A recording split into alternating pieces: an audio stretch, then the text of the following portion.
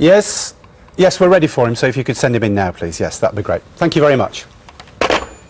Well, over 40% of working adults will be looking to change jobs this year. That's according to research from a new website, BeMyInterviewer.co.uk. It uses video questions and clips from well-known business people to help prepare candidates for that dreaded job interview. Well, Keith Potts is the man behind the recruitment website, JobSite, which has set up Be My Interviewer. So we thought we'd turn the tables on you, Keith. I've brought our managing director, Adam Shaw, in here as well. I'm head of personnel, to put you on the spot about being interviewed. And my first question to you is, what is the top tip when you're going into an interview? And I guess I can almost tell your answer is going to be prepared. Well, absolutely. I mean, the problem that people have is that they're not prepared. And our research shows that 1 in 10 people practice for interviews. So what we find is that people are coming into the interview and actually they're not looking out for trick questions, they're not worried about their cross-examination that we do. So you've really got to look out for all that stuff. I think Mr. Shaw's very good on trick questions, aren't you? No, but I mean, I was wondering what those trick questions are. Give us a flavour of the things that trick question. Well, a tough one that I heard recently was, tell me a secret about yourself. Now, if I know plenty of those. It's an awful question. How do you prepare for something? Well, that's the whole point. I mean, we need to prepare. And basically on the Be My Interviewer, we have got business leaders such as Duncan Bannatyne and Ruth Badger, 20 questions each. So we've got about 120 questions there.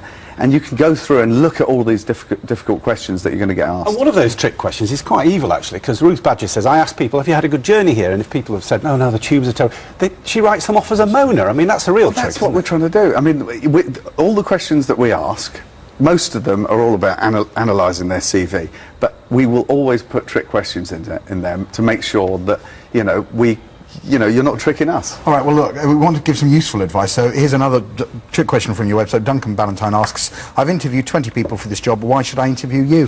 I'd hate to be asked that because you're going to sound so big-headed. Well, no, I mean, what is the right answer to that? Well, remember that you've got serious competition for that job. So you're not the only person going for it. There might be another 3 or 4 people.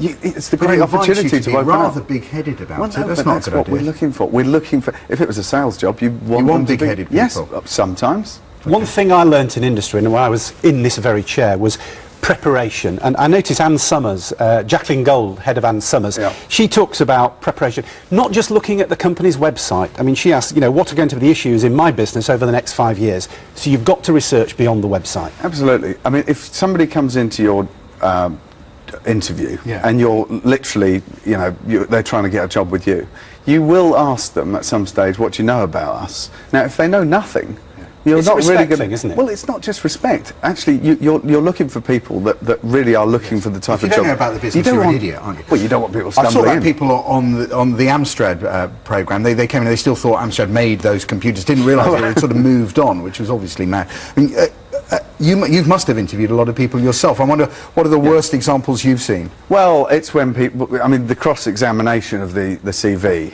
reveals people that lie. And so, I had one person saying to me, I said, where do you see yourself in 5 years' time? He said to me, I want your job.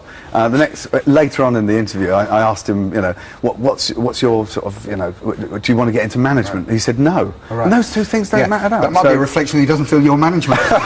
We're coming to the end of our interview now, but the final point there is ask some questions at the end, very briefly. It's a good idea. That's really, I mean, if they don't ask questions about you, you don't feel loved as an interviewer. So it's very sensible to do that.